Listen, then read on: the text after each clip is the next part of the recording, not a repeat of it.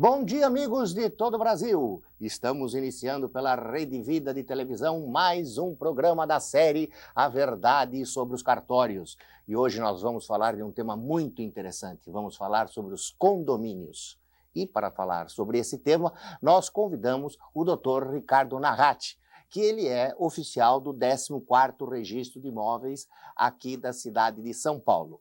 Doutor Ricardo, antes de mais nada, o nosso agradecimento por o senhor ter concordado em participar do nosso programa. E sem mais delongas, vamos começar as perguntas, que nós temos várias perguntas aqui sobre esse tema.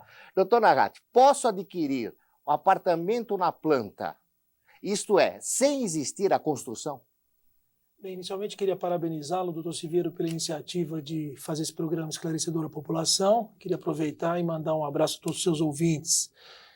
Bem, respondendo a sua pergunta, um apartamento ele só existe juridicamente depois que é averbada a construção dele no registro de imóveis. Antes disso, ele pode existir fisicamente, porém ele não existe registrariamente, não existe, vamos dizer, de direito.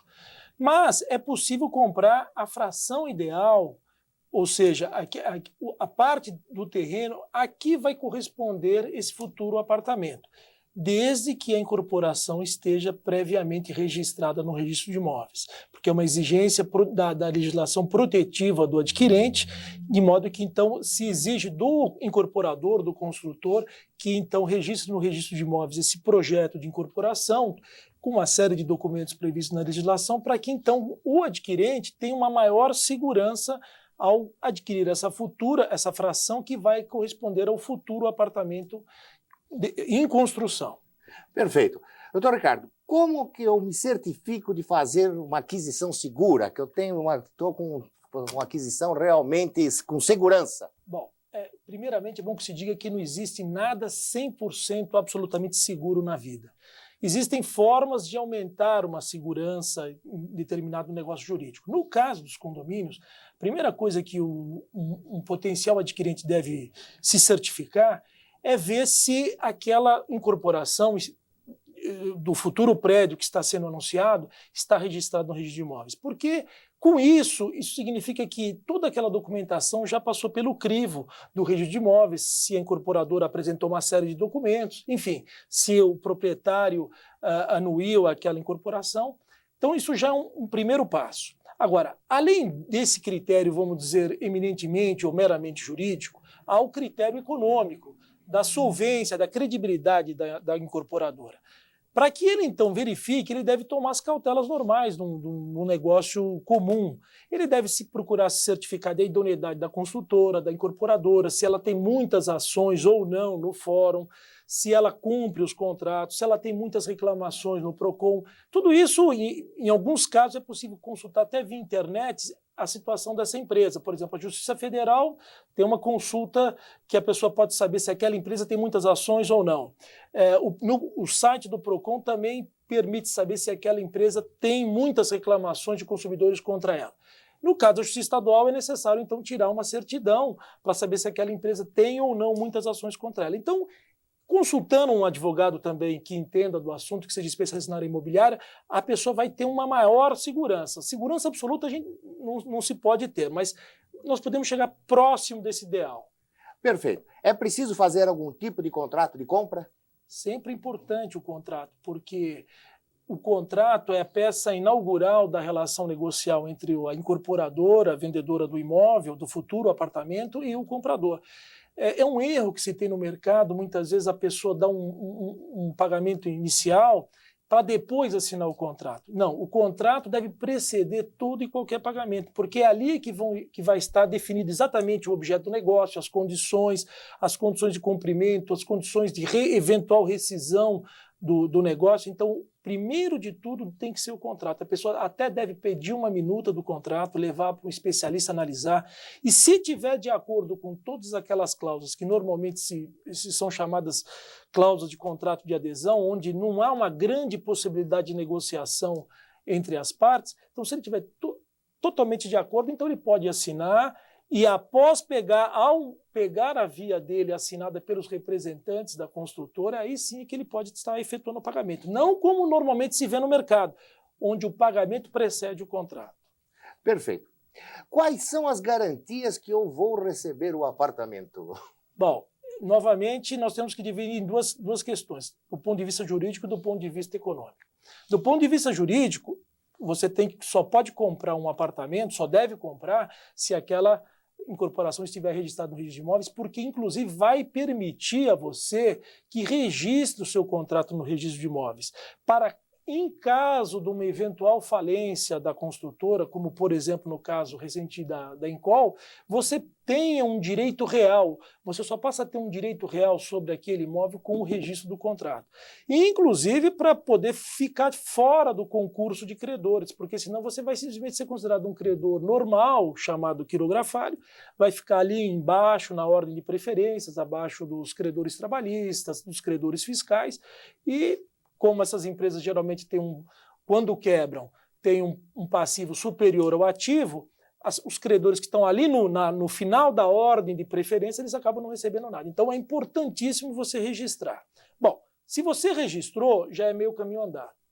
Mas, além disso, para você ter garantia que você vai receber, só realmente aferindo por outros meios a credibilidade, a solvência, a solidez econômico-financeira da incorporadora. Então, você tem que ver o passado, quanto tempo que ela está no mercado, quantos empreendimentos ela já entregou, consulte os adquirentes dela se tiveram problemas, se a obra foi bem feita, se os materiais são de boa qualidade, se ela tem tido reclamações, ações na justiça com relação à qualidade da obra, ou qualidade do projeto. Então, você vai conseguir reunir quanto maior o número de elementos que você reunir, maior a sua segurança e, portanto, maior a probabilidade que você consiga receber seu apartamento. Perfeito. Nós vamos pedir uma licença ao Dr. Ricardo, nós vamos para um intervalinho e nós voltamos já já.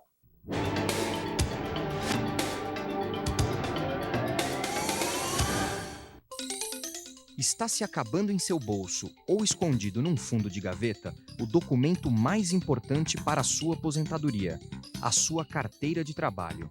Por isso, saiba que se ela sumir ou for roubada, sua aposentadoria poderá não acontecer.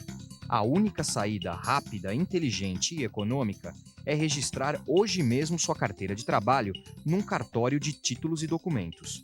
Com esse registro, você fica garantido pelo resto da vida, mesmo que sua carteira desapareça, porque terá a certeza de ter uma cópia sempre que precisar. Basta ir ao cartório e pedir uma certidão que tem o mesmo valor do original. Registre sua carteira de trabalho, o seguro da sua aposentadoria.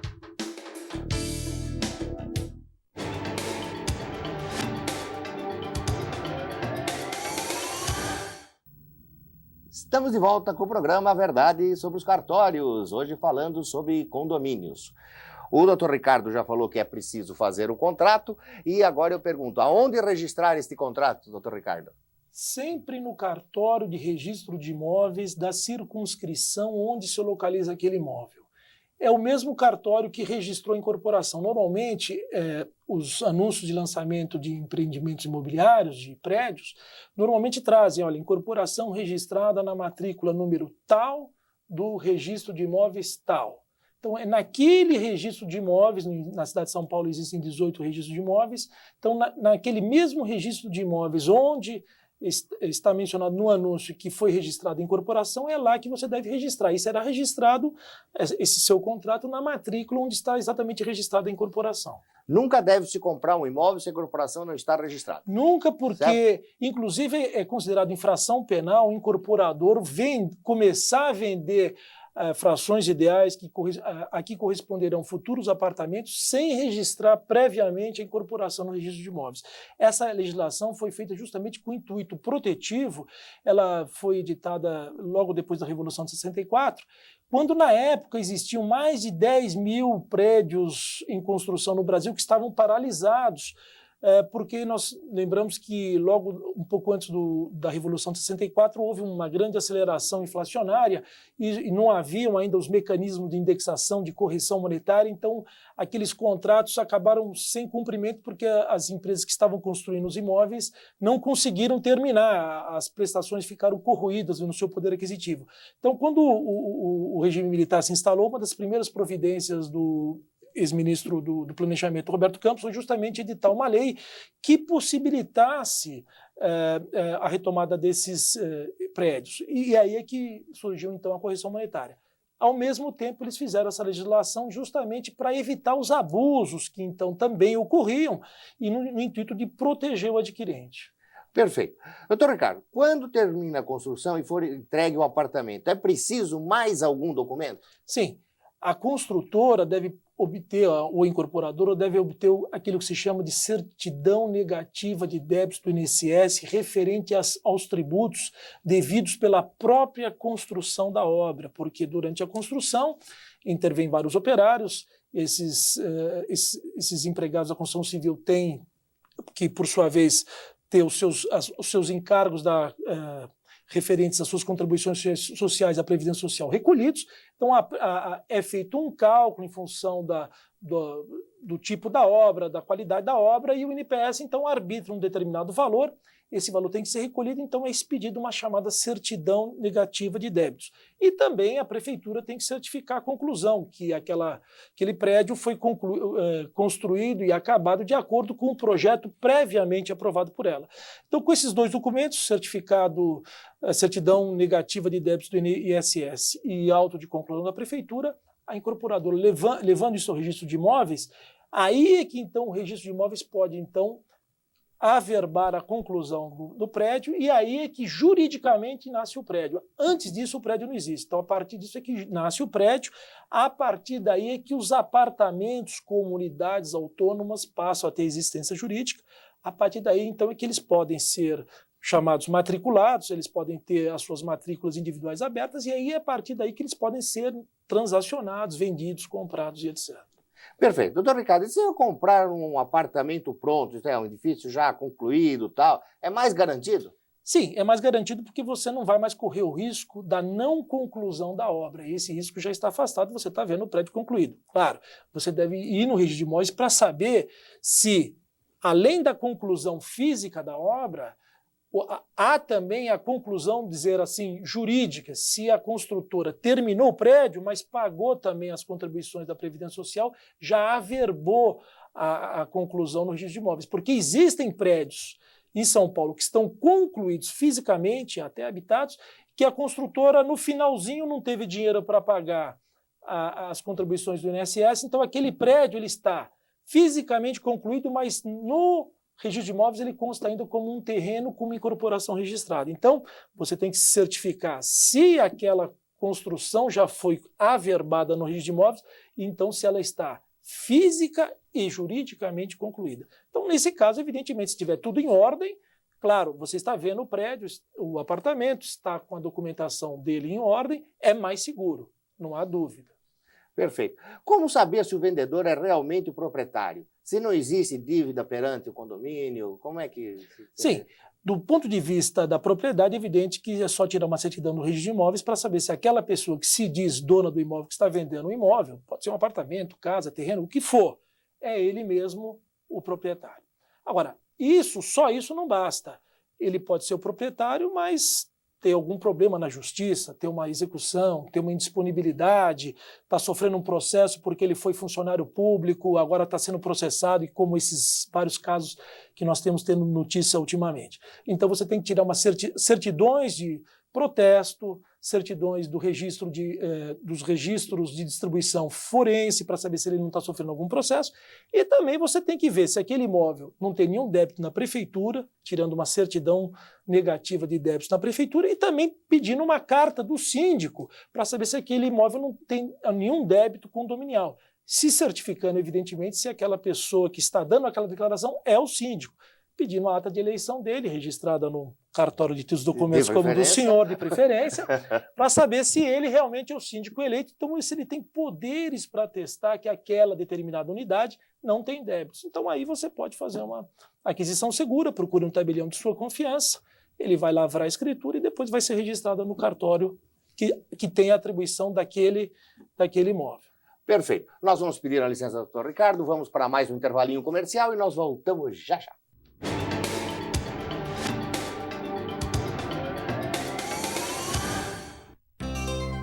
Comunicado importante. Tome cuidado na hora de vender seu carro. Se você assinar o recibo de venda em branco, continuará sendo o responsável pelos danos que outro motorista poderá cometer, respondendo civil e criminalmente por isso. Portanto, ao vender seu carro, mesmo assinando o documento em branco, exija um recibo assinado pelo comprador com todas as características do veículo. Coloque o dia e a hora, reconheça a firma e registre esse recibo no cartório de títulos e documentos.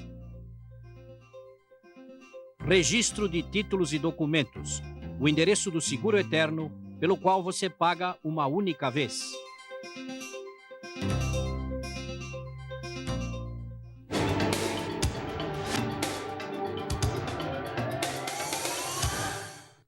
Estamos de volta com o programa Verdade sobre os Cartórios, hoje falando sobre condomínios. Doutor Ricardo, se já vendidas frações do terreno que corresponderão a futuros apartamentos, pode o incorporador isoladamente modificar o projeto primitivo? Não pode por dois grandes motivos. Primeiro, o comprador, ao comprar aquele imóvel, ele já anuiu com determinadas especificações que ele se propôs a pagar. Então, isoladamente, isso é pacífico, o incorporador não pode modificar, porque senão ele estaria modificando aquilo que ele já contratou vender ao adquirente. Além disso, há um entendimento da doutrina, com referência ao Código do Consumidor, que é até abusiva uma eventual cláusula em que o incorporador coloque no contrato, já dando poderes a ele de antemão para modificar esse projeto. Então, se por acaso um determinado contrato que você fez com uma determinada incorporadora, consultora, já diz lá, olha, por esse instrumento o adquirente já permite que a incorporadora, se precisar, modifique o projeto no cartório de imóveis. Apesar de você ter assinado isso, essa cláusula é considerada abusiva segundo o nosso Código de Defesa do Consumidor. Essa cláusula é nula, não vale. Então, o incorporador só pode modificar um projeto com a anuência de todos, a unanimidade dos eventuais adquirentes que já formalizaram o contrato com ele e já se comprometeram a comprar aqueles apartamentos que estão em construção. Perfeito. Doutor Ricardo, é permitido ao empreendedor vender frações de terreno que corresponderão a futuras unidades? Sim, somente se a incorporação estiver registrada. Se ele fizer isso sem incorporação estar registrada, ele está cometendo uma infração penal. É bom lembrar que muitas vezes os certos incorporadores usam de certos artifícios.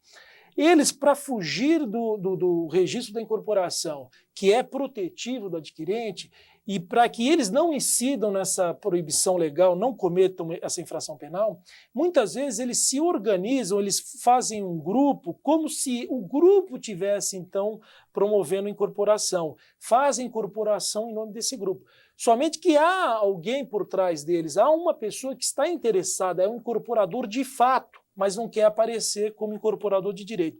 Nesse caso, também ocorre a proibição legal. Então, é uma fraude, é uma tentativa de burlar o espírito protetivo da lei de condomínios e corporações. Então, se tem algum grupo, olha, vamos nos reunir, vamos comprar um imóvel, mas quem vai construir? Não, o terreno é do fulano de tal, ele que tem uma construtora, tem incorporadora, mas nós é que vamos fazer. Não entre nessa, porque você está abrindo mão de um instituto que foi feito exatamente para proteger você. Se amanhã essa construtora quebrar, desviar o dinheiro dos condomínios, alguma coisa dos condôminos, você vai ficar sem aquele instrumento protetivo e você vai ficar com um grande problema. Então, é muito importante você seguir os trâmites legais, que mesmo sendo seguido, às vezes não garante o êxito. Imagina, então, se você resolve abrir mão dessas garantias. Perfeito.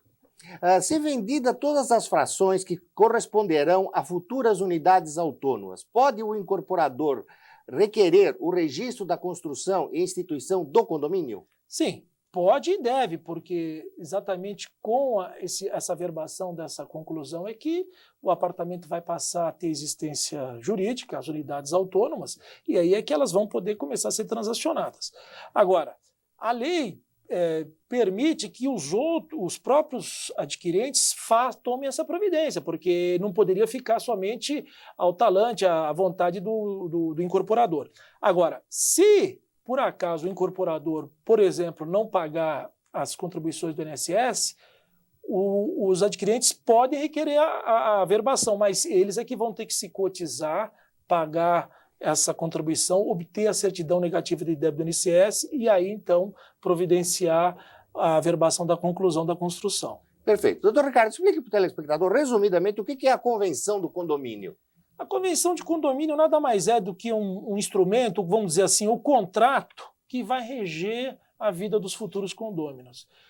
Quando você compra um imóvel, um apartamento que já o prédio está concluído, a convenção de condomínio já está registrada no registro de imóveis, é como que você estivesse aderindo implicitamente a ela.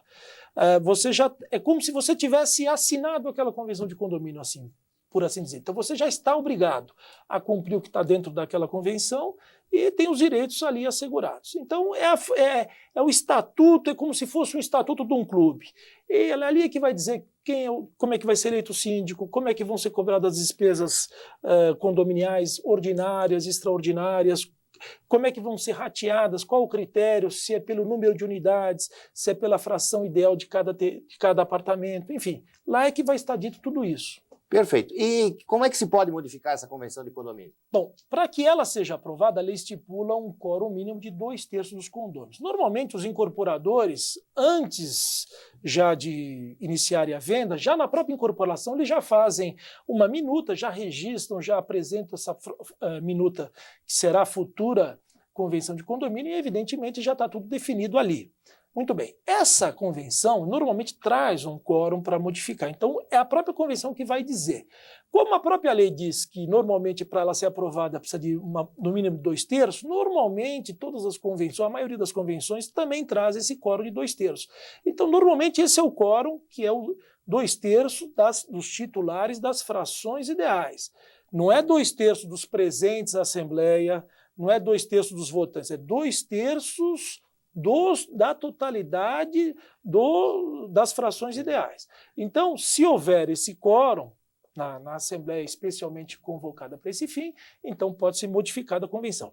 Mas é bom que se diga, isso são para modificações não de profundidade, modificações que não alterem o direito de propriedade, que não alterem a fachada, que não alterem o caráter, institutos básicos do condomínio, por exemplo, a destinação, se você quiser mudar de residencial para comercial, de comercial para residencial, por exemplo, nesses casos, só a totalidade dos condôminos é que vai permitir a alteração da convenção. Fora disso, se tiver um discordante, a convenção não pode ser modificada, porque estará interferindo com o direito de propriedade daquele condômino que aderiu, comprou aquele imóvel naquelas circunstâncias. Então, você não pode modificar de modo a alterar o direito de propriedade. Ainda que se diga, mas a Assembleia é soberana. Não, a Assembleia é soberana nos limites da lei. Nesse caso, então, não pode haver a mudança de convenção. Perfeito. Doutor Ricardo Nagata, infelizmente nosso programa está chegando ao final. Quero agradecer imensamente a sua presença. Quero contar com o senhor em outros programas. Perfeito. E nós vamos dizendo aos nossos caros telespectadores que o nosso programa chega ao final e nós estaremos de volta no próximo sábado às 11 horas da manhã. Rede Vida de Televisão, o canal da família, a TV da Boa Notícia.